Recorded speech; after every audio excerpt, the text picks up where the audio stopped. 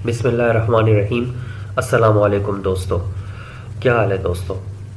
मेरा नाम वसीम अब्बास है और आज का जो हमारा टॉपिक है वो है मेजर्स ऑफ सेंट्रल टेंडेंसी या एवरेजेस। इसको हम मेजर्स ऑफ सेंट्रल टेंडेंसी भी कह सकते हैं और एवरेजेस भी कहते हैं। ये एक ही चीज़ के दो नाम हैं। तो चलिए वीडियो शुरू करते हैं। अगर आपको मेरी वीडियो पसंद आए तो मेरे चैनल को सब्सक्राइब लाजमी करें और वीडियो को लाइक करना ना भूलें। तो चलिए अपना टॉपिक शुरू करते हैं। मेजर्स ऑफ सेंट्रल टेंडेंसी या एवरेजेस जो है, अच्छा इसको हम सीखते हैं कि मेजर्स ऑफ सेंट्रल टेंडेंसी क्या है। अच्छा देखिए, पहला पॉइंट यहाँ पर लिखा हुआ है, इन practical situations the frequency distribution of the data set is not enough when we compare two or more data sets।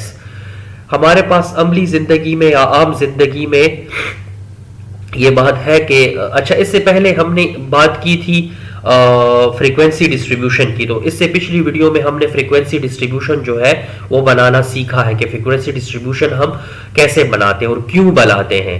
वो हम इसलिए बनाते हैं कि हम डेटा को आसानी से स्टडी कर सके और उसको एक आसान सी शक्ल दे दे। तो उसके लिए हम फ्रीक्वेंसी डिस्ट्रीब्यूशन बनाते हैं डेटा का, ठीक है।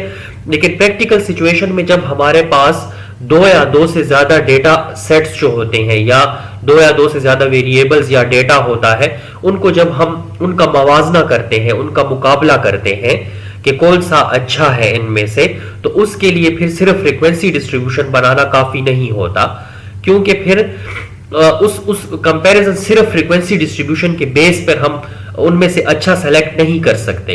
तो फिर हमें क्या होता है, इसके लिए हमें क्या चाहिए होता है, ये दूसरा पॉइंट पढ़ते हैं। For this purpose we need a single value which represent the whole data.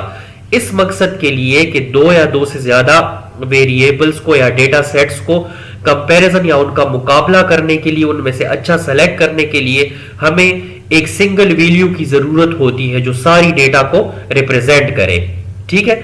अच्छा, वो सिंगल वैल्यू क्या होती है, सच value lies in the centre of the data. ये जो वैल्यू है वो डेटा के बिल्कुल दरमियान में लाई करती है, ठीक है।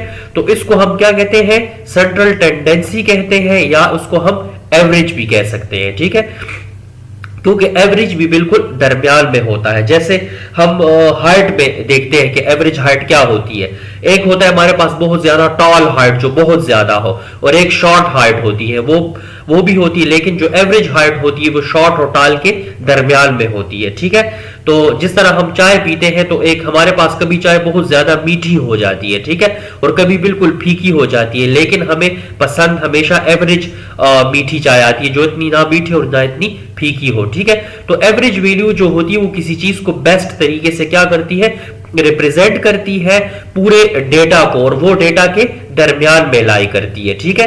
तो जब हम कंपैरिजन करते हैं दो या दो से डेटा सेट्स का, तो फिर हम उनकी अलग अलग एवरेज मालूम कर लेते हैं, ठीक है। और वो एवरेज वैल्यू कहां होती है, डेटा के बिल्कुल दरमियान में लाई करती है। और फिर उस एवरेज वैल्यू जो होती है, एवरेज जो जिसका एवरेज बड़ा आ जाता है जिस डेटा का, तो हम कहते हैं कि ये डेटा हमारे पास क्या है, बेस्ट है या बेटर है या अच्छा डेटा है, ठीक है। तो सिर्फ फ्रीक्वेंसी डिस्ट्रीब्यूशन से हम डेटा की जो है परफॉर्मेंस को जज नहीं कर सकते, उसके लिए हमें डेटा के एवरेज निकालना जरूरी होता है। और एवरेज को हम सेंट्रल टेंडेंसी भी कह सकते हैं, क्योंकि वो सेंटर की तरफ उसका रुझान होता है या सेंटर की तरफ हमारे पास वो लाई करता है। अच्छा, मेजर्स ऑफ सेंट्रल टेंडेंसी क्या है, the methods through which we find such single representative value is called measure of central tendency। वो तरीका जिसके जरिए हम वो रिप्रेजेंटेटिव वैल्यू जो बिल्कुल सेंटर में होती है या एवरेज वैल्यू जो होती है उसको फाइंड करते हैं, जिस तरीके के जरिए, उस तरीके को हम मेजर्स ऑफ सेंट्रल टेंडेंसी कहते हैं, ठीक है। उन तरीकों को या उस तरीकों को हम क्या कहते हैं, सेंट्रल टेंडेंसी। कौन सा तरीका, जिस तरीके के जरिए या जिस प्रोसीजर के जरिए हम क्या करते हैं, सेंटर वैल्यू को फाइंड करते हैं या एवरेज वैल्यू को फाइंड करते हैं, तो उसको हम कहते हैं मेजर्स ऑफ सेंट्रल टेंडेंसी। अच्छा, अब हम चलते हैं कि हमारे पास कितने तरीके हैं उस सेंटर को फाइंड करने के, या एवरेजेस हमारे पास कितनी टाइप की है। Types of major of central tendency. Major of central tendency या एवरेजेस की हमारे पास कितनी टाइप है, तो हमारे पास बेसिकली उसकी 5 टाइप है। तो हमारे पास ये 5 टाइप जो है वो 2 पार्ट्स में डिवाइड हुई है। जो पहला पार्ट है वो mathematical major of central tendency. Mathematical major of central tendency में हमारे पास एरिथमेटिक मीन है, ज्योमेट्रिक मीन है और हार्मोनिक मीन है, जैसे आपको नजर आ रहा है। इसको मैथमेटिकल मेजर कहते हैं क्योंकि इसमें कैलकुलेशंस वगैरह या मैथमेटिकल वर्क जो है वो ज्यादा होता है। ठीक है, अच्छा, फिर दूसरी हमारे पास है positional measure of central tendency. Positional measure या लोकेशन, मेजर ऑफ लोकेशन भी इसको कह सकते हैं। ये हमारे पास कौन सी है? मीडियन और मोड है, जो आखिरी दो है हमारे पास, मीडियन और मोड, वो हमारे पास पोजिशनल एवरेज है, क्योंकि वो कैलकुलेशन के बगैर भी हम सिर्फ लोकेशन से या उनकी सिर्फ पोजीशन देख के हम क्या कर सकते हैं, उनको फाइंड कर सकते हैं। कैलकुलेशन किए बगैर भी हम उनकी पोजीशन देख के उनको कैलकुलेट कर सकते हैं, किसको? मीडियन और मोड को।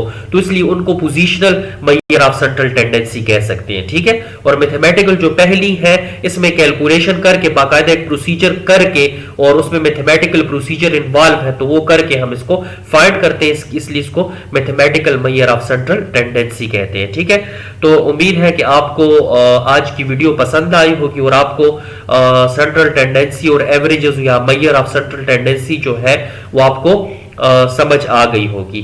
तो इंशाल्लाह अगली वीडियोस में हम इस एक एक को तफसीली जो है उसको एक एक वीडियो जो है इस पे मैं बनाऊंगा इंशाल्लाह। अस्सलाम वालेकुम।